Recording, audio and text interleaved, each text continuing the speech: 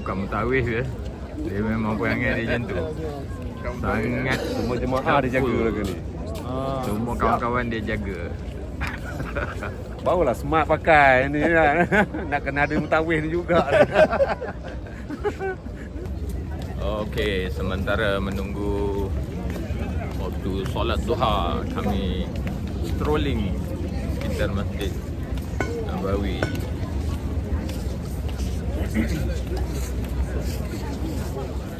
Alhamdulillah, kami telah berada di Madinah dalam keadaan cuaca yang kami rancang dan kami pilih, iaitu sekitar 15 hingga 18 darjah Celsius. Sangat nyaman dan mententeramkan.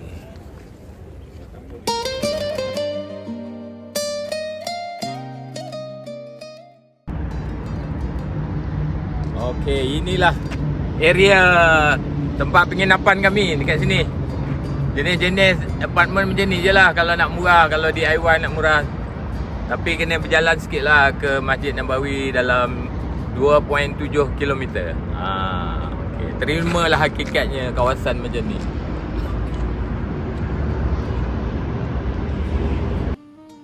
Yang bestnya, apartmen kami ni dekat dengan satu tempat makan yang famous, viral. Jom. Ya, ini dia restoran Malaysia, tu dia Pak Tam.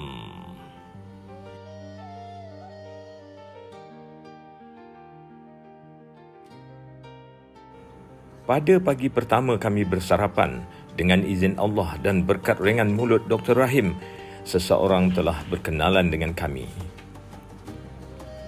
Dan lepas sarapan, kami terus dibawa ke tempatnya.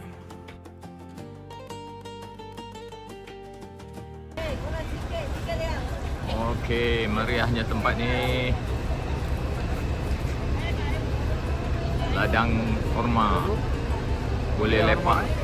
Lepak-lepak.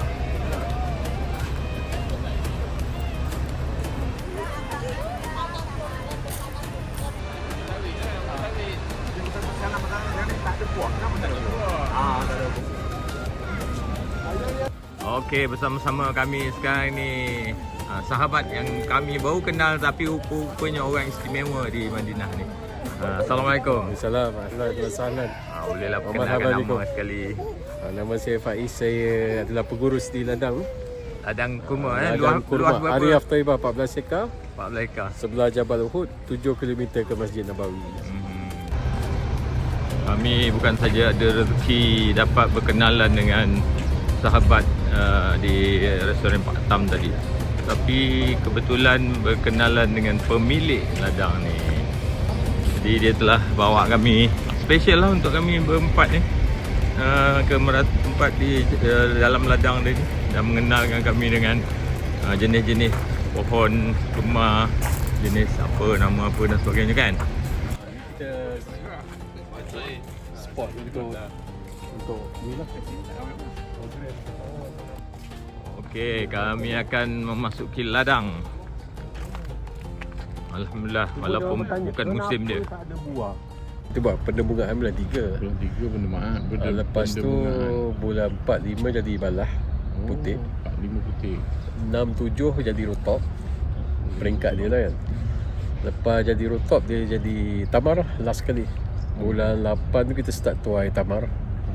Bulan 7 tu kita tuai dah rotop, kurma muda. Warna kuning, warna merah tu. Setahun sekali. Setahun sekali. So akhir penuaian bulan 10, iaitu kita tuai last kali ialah kurma ajwa lah. Sebab ajwa dia memang tunggu panas betul baru dia masak. So bulan 7, bulan 8, 9 tu kan puncak musim panas. Mungkin selagi belum 45 darjah Celsius dia takkan masak. Betul lah anda cakap tadi. Yang itulah. Yang hantar terror juga lah. 45 tu dah sampai tu. Rupanya kurma ni ada musim. Kurma tidak akan berbuah pada musim sejuk. Sekarang ni cuaca 15. Jadi menyebabkan kita tak nampak buah kurma berbuah pada musim ini. Boleh kenal macam mana nak bedakan?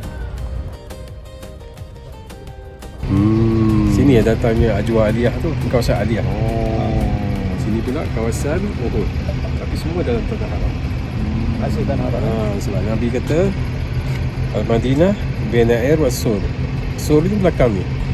Belakang Uhud. Air ni kat sini. So dekat area sini.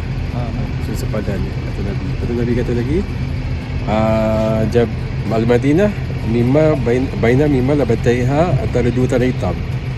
Ni kawasan hitam ni. Nampak ni batuan hitam ni. Dua tanah hitam. Besar gila. Ni batuan hitam ni kan. So Nabi kata itu sepadan Madinah. Nabi kata ajwa mesti datang daripada ditanam dalam tanah haram Madinah. Dalam tanah haram Madinah. Kalau kat luar ni pun dah berlambak lah. Itu ajwa. Tak dipanggil ajwa kalau di luar. Ajwa juga, cuma ajwa tanah halal. So tak adalah 7 biji tu. Padilat tu. Padilat tak dapat lah.